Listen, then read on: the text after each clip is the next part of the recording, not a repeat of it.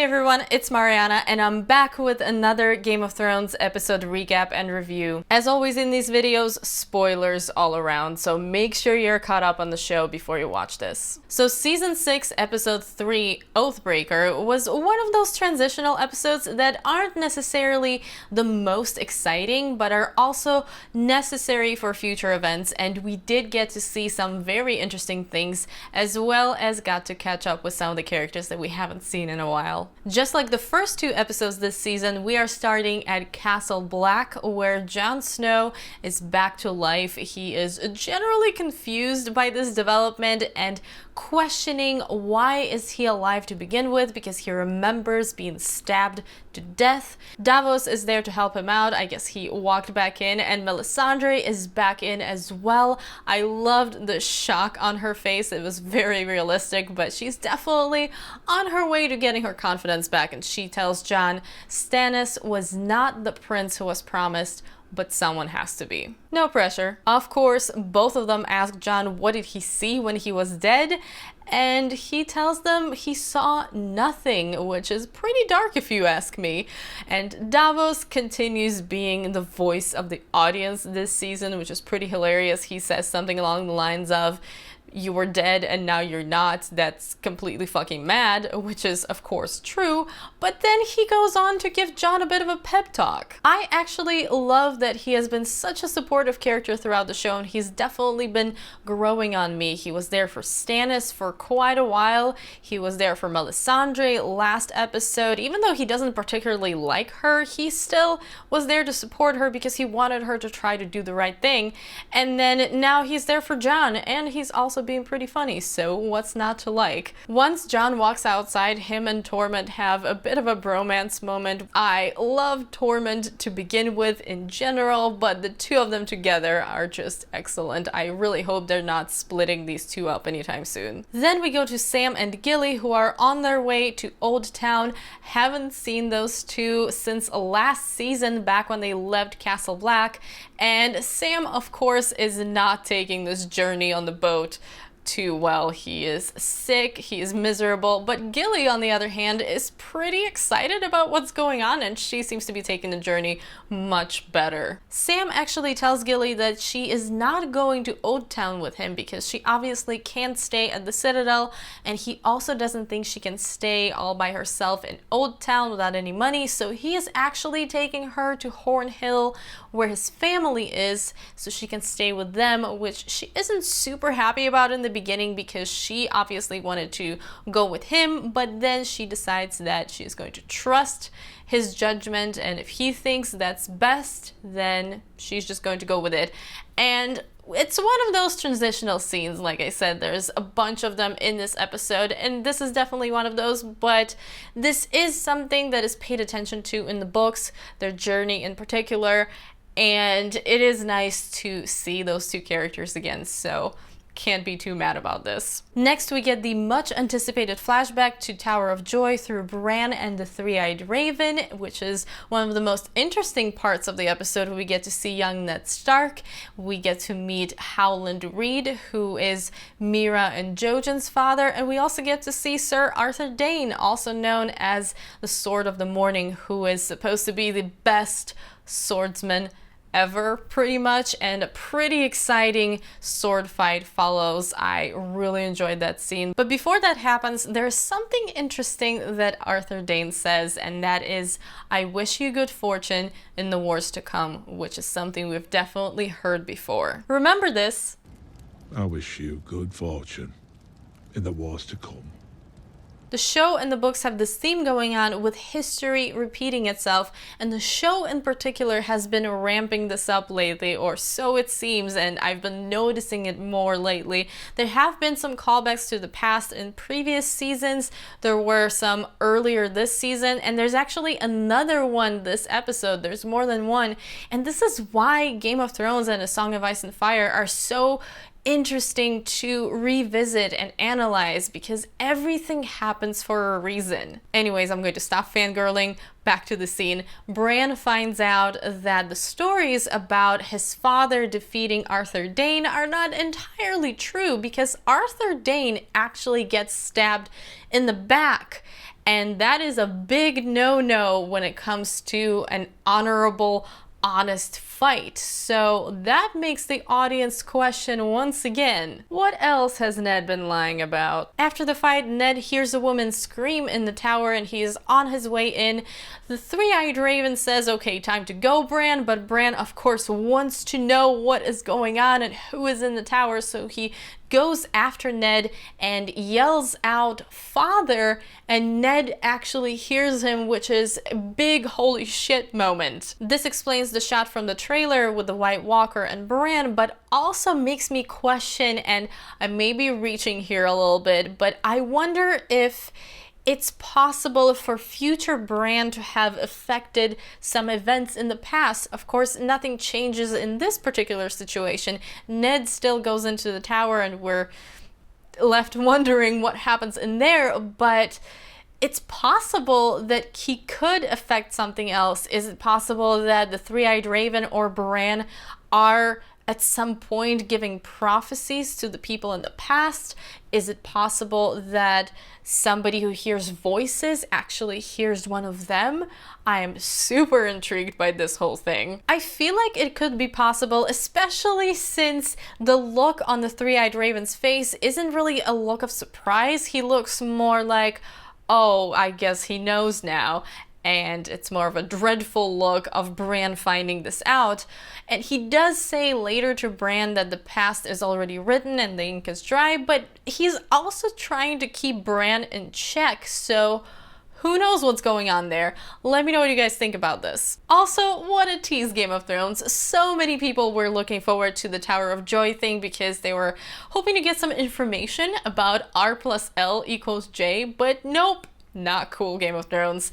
I didn't think they were going to go all out with this in the episode, but I did think they were going to give a little bit more than they did. Then we get a few of those transitional scenes. Daenerys arrives at Vaes Dothrak and is taken to the temple where the Dosh Khaleen are. She learns that her fate is actually not final because she went out into the world after her Khal died, which is forbidden. So now she has to kind of wait for a decision on what's to be done with her.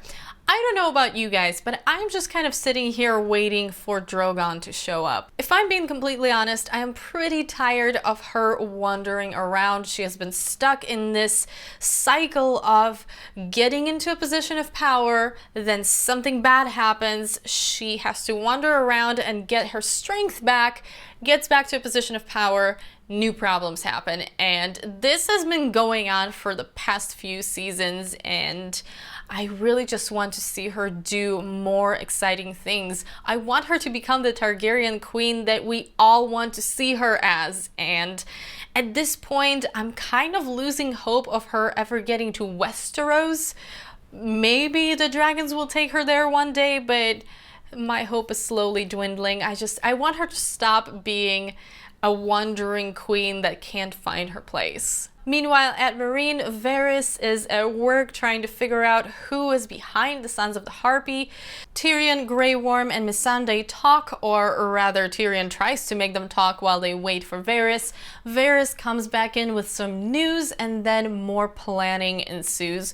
Once again, not one of my favorite storylines right now, and this makes me pretty sad because I love Tyrion and I love Varys and I love them together and their scheming, but they're kind of at some point of stagnation right now. Tyrion definitely feels out of place at Meereen at this point, especially with all of the awkward conversations that have been happening lately, and I just hope things get going for them soon, especially after that awesome scene with the dragons last episode. At King's Landing, Varys' little birds are now Qyburn's little birds, and he is of course loyal to Cersei. Cersei and Jaime are plotting their comeback still, and Cersei is actually planning to use Sir Robert Strong in trial by combat. After that, they try to crash the small council meeting, but the small council members just leave because they aren't having this. And in the meantime, Tommen tries to convince the High Sparrow that Cersei is done atoning for her sins. He tries to establish his authority by saying, "I am the king." And we've heard that before. I am the king! I will punish you.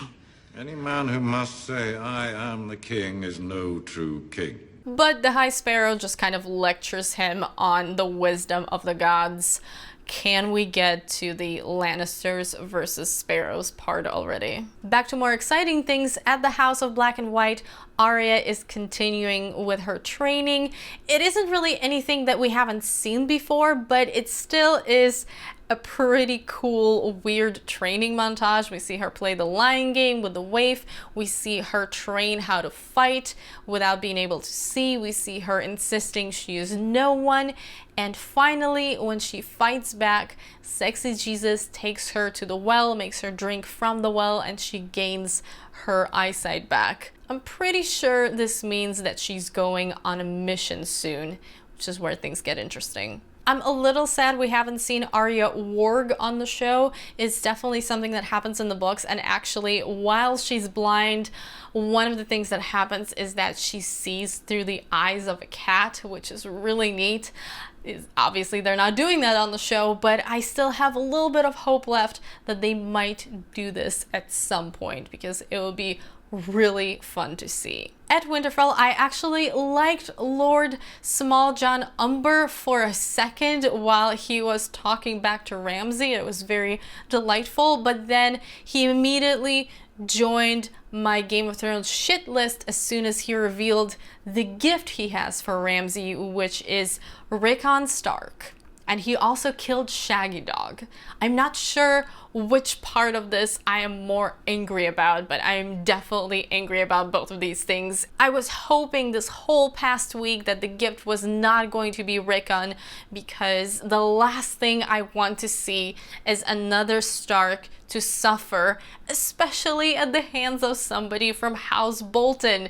And now this just sucks, because all I have to hope for now is for someone to intervene. Good job, Game of Thrones, for making me yell at my TV yet again. And just like in the previous episodes this season, we end where we started, which is at Castle Black. The traitors get what they deserved, which was pretty brutal, I'm not going to lie. I loved that you could tell that Jon took no pleasure in this. Even though a lot of us fans were looking forward to this happening, it still was not a feel-good moment, really, which it shouldn't be. 4 people got executed, and there were some pretty dark shots involved. After that, he takes his cloak off, he gives Castle Black to Ed, and he says, "My watch has ended." Excellent ending to the episode. I kind of expected this to happen, but I really don't know where he's going from here. My hope is still that he teams up with Sansa and they go take back Winterfell, and then after that maybe they can deliver some payback to other characters who have wronged the Starks in past seasons. But then at the same time, the whole path of revenge is something that Arya was on already, so maybe not as interesting. I'm open to suggestions. The whole prince who was promised prophecy sounds pretty cool as well, but Winterfell first, okay? Let's take back Winterfell. Overall, as I already mentioned in the beginning, a pretty transitional episode this week, but some very interesting things happening within it. I am very much looking forward to more flashbacks and learning everything with Bran, as the Three-Eyed Raven promised. The North is the place that I'm most interested in, because that's where all the action is about to happen, but I also expect things to escalate at King's Landing pretty soon, so we'll see what happens next. That's it for my recap and review of Game of Thrones Season 6, Episode 3, Oathbreaker. Let me know what you thought of the episode in the comments below. Do you enjoy kind of more transitional, political, slower episodes like this? I'm sure there are people who love that type of thing. And let me know what your favorite part of the episode was. Mine was definitely Tower of Joy flashback. Even though I'm loving everything that's happening in the north, it's very interesting, the Tower of Joy flashback just gave me so much to think about, and I have so many theories about everything now that I just can't wait to see more from that side of things. Thank you so much for watching. As always, I hope you enjoyed the video. If you did, don't forget to give it a thumbs up. Also, share it with your friends and subscribe to my channel if you haven't already. I hope you're having an awesome day, and I will see you soon in my next video. Bye!